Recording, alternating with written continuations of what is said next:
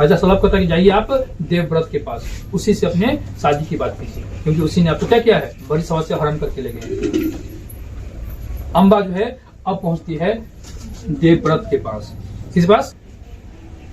देवव्रत को श्राप देती है कि मैं तुम्हारी मौत का कारण बनूंगी,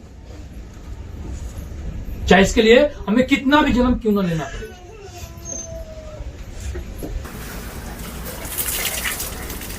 शांतनु का किससे विवाह होता है? सत्यवती से। किसे? बात नहीं करेंगे। देखिए यहाँ पे शांतनु का सबसे पहले गंगा से शादी होती है। किसे? गंगा से। ठीक है, जिसे एक पुत्र जन्म लेता है आपका देवव्रत। कौन? देवव्रत। ठीक है, जिसे जो बाद में भीष्म के नाम से प्रसिद्ध हुआ। ठीक है, शांतनु का फिर दोबारा जो है देवव्रत ने शादी कराया सत्यवती से। किसे? ये दूसरी पत्नी है, ये पहली पत्नी है ना। तो सत्यवती से जब शादी हुआ, इसके उपरांत 2 बेटे को सत्यवती ने जन्म दिया। कितने बेटे को? 2 बेटे को। एक का नाम था चित्रांगद। क्या नाम था? एक का नाम था विचित्रवीर।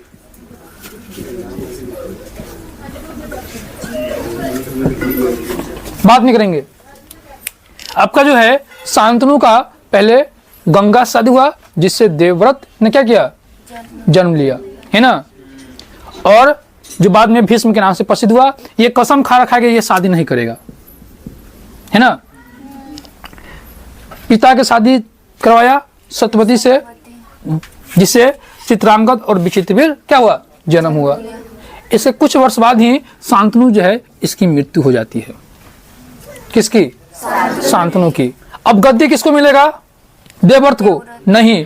उसने प्रतिज्ञा ले रखा है कि वो गद्दी पर नहीं बैठेगा, है ना। उसने यह वचन लिया है कि जो सत्यवती का जो पुत्र होगा वो क्या बनेगा? राजा बनेगा, है ना। तो उसने क्या किया? सत्यवती का जो बड़ा पुत्र है चित्रांगद, उसको क्या बना देता है? हस्तिनापुर का राजा। कहाँ का? हस्तिनापुर का राजा। यहाँ तो दिक्कत इसी को नहीं। जब समय गुजरता है, ठीक है, तो उसके क्या होता है कि जो चित्रांगद है उसका असमय मृत्यु हो जाता है युद्ध के दौरान, है ना। तब तक इसकी शादी भी नहीं हो रही है। किसकी? चित्रांगद जब मरता है उसके बाद विचित्रवीर राजा बनता है। कहाँ का? हस्तिनापुर, है ना। अब जो है जब विचित्रवीर राजा बनता है ना, ये जो राजा बन गया, सियाना भी हो चुका है ना। अब जो है सत्यवती को चिंता होने लगती है कि अब जो है सही समय पर क्या हो। सत्यवती जो है उसका बड़ा पुत्र जो है चित्रांगद तीर में मारा जाता है ना। तब उससे जो है अब विचित्रवीर की शादी को लेकर चिंता होने लगती है। किसको? तो उसने जो है अपनी विचार जो है देवव्रत को सुनाता है कि भाई सही समय पर क्या हो, विचित्रवीर की भी शादी हो जाए, है ना, ताकि राजकुमार हो, ताकि हस्तिनापुर को संभालने के लिए कोई उत्तराधिकारी जन्म ले सके, है ना। अगर ऐसा हम अब ज्यादा रिस्क नहीं ले सकते, है ना। अब एक ही बचा हुआ है विचित्रवीर। उसने क्या किया? यह बात देवव्रत को समझाती है। कौन? सत्यवती। उसी समय जो है आपका जो है काशी का जो राजा है, कहाँ का? काशी का राजा जो है अपनी 3 पुत्री, बात नहीं करेंगे। काशी का राजा क्या है? अपनी 3 पुत्री अम्बा, अंबिका और अंबालिका, है ना। अम्बा, अंबिका और अंबालिका क्या कर रहा है? स्वयंवर कर रहा था तीनों का। क्या चीज? स्वयंवर हो रहा था तीनों बहन का, है ना। लेकिन उसने बाकी सभी राजाओं को न्योता दिया, लेकिन उसने हस्तिनापुर में न्योता नहीं भेजा। कारण क्या था कि उस समय हस्तिनापुर और काशी के राजा के बीच संबंध अच्छा नहीं चल रहा था, है ना। उसने क्या किया? हस्तिनापुर को न्योता नहीं भेजा था। यह बात मानता है देवव्रत को। देवव्रत उस समय का सबसे पराक्रमी राजकुमार था, युवक था, है ना। उसे जब मालूम चलता है तो पहुंचता है काशी के राजा के दरबार में, सभा में, जहाँ पे तीनों बहन अम्बा, अंबिका और अंबालिका क्या होती है? स्वयंवर होते रहता है ना। तो वह जाकर वहाँ पे गर्जना चालू करता है, गुस्सा दिखाना चालू करता है ना। क्योंकि उसने क्या किया था, हस्तिनापुर में न्योता नहीं भेजा था। और हस्तिनापुर में जो है राजा जो है उस समय बना हुआ है विजितवीर, वही कुंवारा ही है। इस बात को लेकर वह क्या करता है, सभी जो उसके जो अंबिका अंबालिका के जो राजा है, बाप है, पिता है, क्या करता है, धमकी देता है, चेतावनी देता है कि हम तुम्हारी तीनों पुत्री को उठाकर ले जा रहे हैं, हरण करके ले जा रहे हैं, है ना। यदि किसी को अगर अपनी जान प्यारी है तो आकर हमसे क्या करे, युद्ध करे, है ना। लेकिन उस समय उसका मुकाबला करने वाला वहां पे कोई था ही नहीं। तो तीनों बहन को, अंबा को, अंबिका को, अंबालिका को हरण करके ले आता है कौन, देवव्रत भीष्म। किस उद्देश्य से, उसे अपने भाई विचित्रवीर की शादी करनी है। देवव्रत खुद शादी नहीं कर सकता है, वो प्रतिज्ञाबद्ध है। लेकिन यहाँ पे होती समस्या क्या है, ये तीन बहन है, अंबा, अंबिका, अंबालिका। अंबा जो है वो शादी करने से इनकार कर देती है। अंबा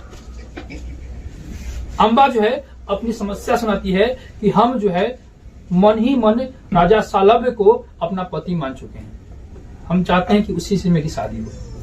ठीक है, राजा सालभ जो है, बगल का एक राजा था राजा सालभ, जिसका सालभ से और अंबा से दोनों का प्रेम प्रसंग चल रहा था, है ना। और इसका जो विवाह करने का मन ही मन वो सालभ से बना चुकी थी। ठीक है, इसलिए देखिए आप हमें यहाँ से जाने का अनुमति दीजिए, हम इससे शादी नहीं कर सकती।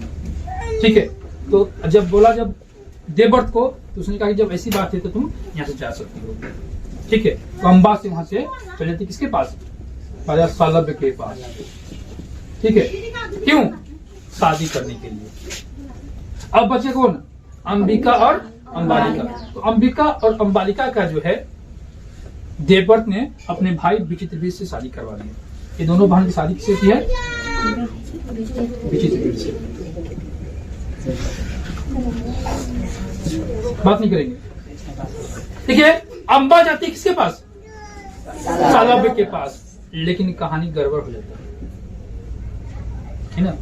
कहानी क्या होती है, गड़बड़ क्यों हो जाती है, राजा सालभ जो है अब अंबा से शादी करने से ठुकरा देता है। उसका कहना है कि यदि तुमको जो है देवव्रत ने क्या किया, हरण करके भरी सभा में ले गया है ना। ऐसे में अगर हम तुमको अपनाते हैं तो पूरा समाज हमें थू थू में करेगा, हमारी क्या समाज में प्रतिष्ठा जाएगी। जिस लड़की का, जिस राजकुमारी का हरण हो चुका है, वह नीति के हिसाब से उसी की पत्नी हो चुकी है। ऐसे में हम आपको, आपके साथ क्या कर सकते हैं, संबंध नहीं बना सकते हैं। राजा सालभ कहता है कि जाइए आप देवव्रत के पास, उसी से अपने शादी की बात कीजिए, क्योंकि उसी ने आपको क्या किया है, बड़ी सभा से हरण करके ले गए। अंबा जो है अब पहुंचती है देवव्रत के पास। किस पास, अब कहती है कि हम आप ही से शादी करेंगे, आपने बड़ी सभा में हमसे उठा के लाया है। वो राजा सालभ जो है हमसे शादी करने से इनकार कर दिया। आप ही मेरे बीच में संबंध गड़बड़ होने का, संबंध टूटने का आप ही कारण है, आपको हमसे शादी करनी पड़ेगी। किसको बोलती है, देवव्रत को। लेकिन देवव्रत पहले से प्रतिज्ञाबद्ध है कि वो शादी नहीं कर सकता है। वो कहती है कि भाई हम क्षमा चाहते हैं, हम किसी भी परिस्थिति में आपसे शादी नहीं कर सकते हैं। अंबा जो है अब बहुत क्रोधित हो जाती है। अब उसे समझ नहीं कि क्या करे वो, है ना। वो सब एक ही उपाय सोचता है। उपाय यह है, वो जानती है कि इस देवव्रत भीष्म को अगर कोई पराजित कर सकता है तो उसके गुरु जो है परशुराम। ठीक है, तो ये पहुंच जाती है इसके गुरु परशुराम के पास।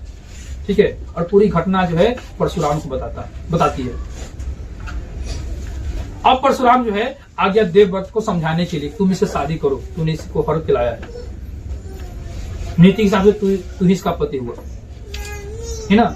लेकिन जो है देवव्रत प्रतिज्ञाबद्ध है, उसने अपने गुरु से ही युद्ध करने का ठान लिया। लेकिन शादी नहीं करेंगे तो नहीं करेंगे, चाहे हम इसके लिए हमें आपसे युद्ध काहे न करना पड़े। ठीक है, परशुराम में और देवव्रत में घमासान युद्ध छिड़ जाता है।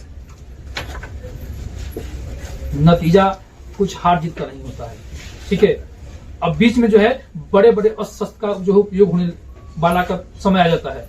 ऐसे में जो देवताओं जो है बीच में अपना हस्तक्षेप करते हैं और दोनों को युद्ध से अलग करते हैं, ताकि जो आने वाला जो भारी संकट है उससे बचा जा सके। तो युद्ध का कोई परिणाम नहीं करता है, क्योंकि दोनों एक दूसरे का बहुत बड़ा पराक्रम था। ठीक है, अब जो है अम्बा जो है अब क्या करे बेचारी, वह जो है उसी समय देवव्रत को श्राप देती है कि मैं तुम्हारी मौत का कारण बनूंगी, चाहे इसके लिए हमें कितना भी जन्म क्यों न लेना पड़े। रंभा जो है चल जाती है जंगल में, अपने प्राण का त्याग कर देती है, ठीक है। और दूसरे जन्म में जो है वह शिखंडी के रूप में जन्म लेती है। किस रूप में? शिखंडी, जो कि जन्म से न नर था न नारी थी, ठीक है। आप किन्नर बोल सकते हैं उसको, क्या चीज? किन्नर, ठीक है। तो ये जो अम्बा जो है दूसरा जन्म लेती है वो किन्नर के रूप में जन्म लेती है, उसका नाम क्या पड़ता है? शिखंडी, ठीक है। तो उसके युद्ध में मौत का कारण बनती है शिखंडी। आगे कहानी को आप बाद में जानेंगे। अभी देखिए यहाँ पे अब जो है विचित्रवीर का विवाह हो चुका है, किससे? अंबिका से और अंबालिका से, है ना। घटना यहाँ तक समझ में आ गया आपको? राजा कौन बन गया? विचित्रवीर, ठीक है। शादी किससे हुआ? कहानी किस तरह ट्विस्ट ले रही है आपको, अब जो है फिर जो है कहानी में समस्या फंस गया। समस्या ये फंस गया कि अंबिका और अंबालिका से शादी तो हो गई, लेकिन समय के कुछ और मंजूर था। विचित्रवीर मर गया।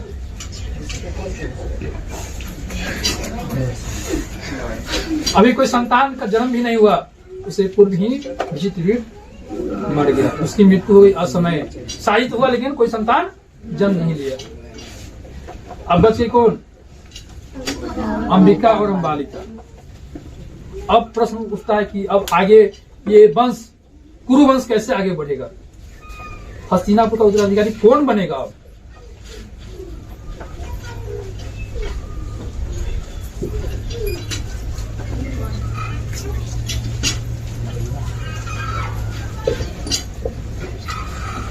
अब जो है सत्यवती को, इसको सत्यवती को अब कुछ सोचता नहीं कि क्या करे वो, ठीक है। वो जाकर देवव्रत से गुहार करती है। देखिए चीज, प्राचीन धार्मिक ग्रंथ में ये बताया गया कि अगर कोई भाई मर गया, चाहे छोटा या बड़ा, तो उसका जो ज्येष्ठ जो भी हो, चाहे देवर जो भी हो, उससे शादी कर सकता है अपने वंश को आगे बढ़ाने के लिए। ऐसा नीति में लिखा गया है, ठीक है। तो उसी नीति का आधार लेकर जो है सत्यवती पहुंची है देवव्रत से गुहार करने के लिए कि तुम अब अपनी प्रतिज्ञा को छोड़ो, हस्तिनापुर के बारे में सोचो, है ना। अब तो तुम्हारा दोनों भाई भी नहीं रहा, है ना। तुम जो है अंबिका और अंबालिका से शादी करो और उसे संतान को आगे बढ़ाओ ताकि हस्तिनापुर आगे बढ़ सके। देवव्रत जो है किसी भी समय जो है वह इस बात को स्वीकार नहीं कर सकता है। तो कहता है कि माते आप चाहते तो आप मेरे प्राण ले लीजिए, लेकिन हमसे ऐसी चूक मत करवाइए, हम क्षमा चाहते हैं।